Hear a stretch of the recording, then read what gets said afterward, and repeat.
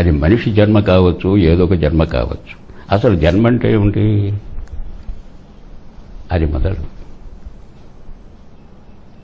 జన్మ తర్వాత పుట్టడాన్ని జన్మనాల, అండం పిండం పరిణామాన్ని జన్మనాల. ప్రారంభం గర్భస్థ స్థితిలో అండం పిండం పెరగడం పుట్టడం వరకు, ఆ లోపల జరిగేది జన్మ, లేక డెలివరీ అవ్వడం, పుట్టిన తరువాతది ఇది జన్మ. దేనిని జన్మనాలి అనేది ఒక విషయం.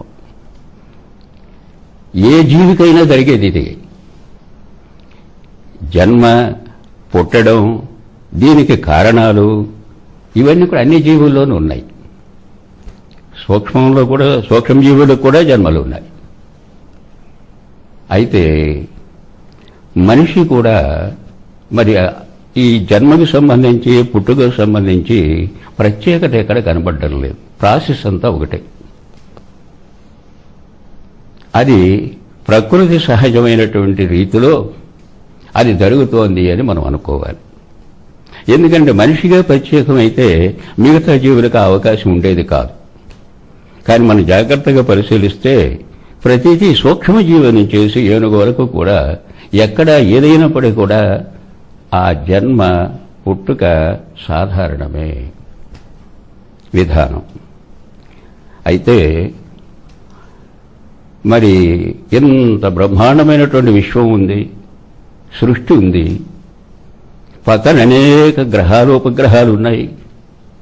కానీ భూమి మీదే ఎందుకు ఈ రకమైనటువంటి జీవి అవకాశం ఉంది అనేది మరొక ప్రశ్న.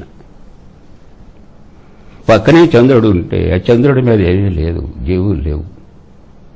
కానీ ఇక్కడే జన్మ అనేటువంటిది, మనిషి సంగతి అలా ఉంచండి, జన్మ అనేటువంటిది ఎందుకు ఇక్కడ జరుగుతోంది? మరి అదే ఇతరుల చోట ఎందుకు జరగదు? ఇది ముఖ్యమైనటువంటి విషయం.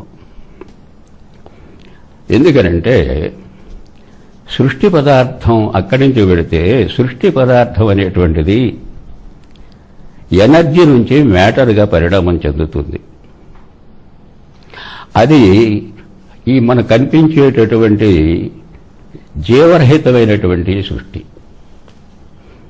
అది పరిణామంలో భూమికి సంబంధించినటువంటి పరిస్థితికి వచ్చేటప్పటికీ ఇక్కడ వాతావరణం లేదా క్లైమేటు అనుకూలతతో అది జీవ పదార్థంగా మారింది.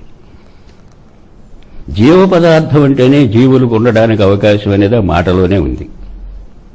కనుక ఈ జీవ పదార్థం భూమికే ఎందుకు కలిగింది అనంటే ఇక్కడ వాతావరణమే. ఆ జీవులలో అన్ని జీవులు పుట్టడం సమానం అని చెప్పేసి అలో కూడా మనం యాంథ్రోపాలజీ ప్రకారం చూసినా, మరొక రకంగా జీవశాస్త్రాన్ని చూసినప్పటికీ కూడా ఇదంతా ఒక్కసారి పుట్టినటువంటి బాబత కాదు.